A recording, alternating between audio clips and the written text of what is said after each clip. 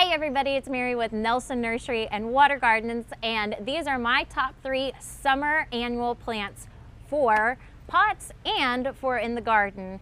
We start off with angelonias, which have these beautiful tall spiky blooms, followed by lantanas, and lastly vincas that are cascading or they can stand up straight. These all, though they can handle the heat, still need to be watered regularly. If you're going to be doing these in pots, the deeper the pot, the more the soil you have, the less you will have to water them. But daily watering is always best when we are talking about potted plants. And a really cool fun trick is to take the pot off of your plant, put the pot into your planter here, and fill it with soil, and then you can pop in the plants.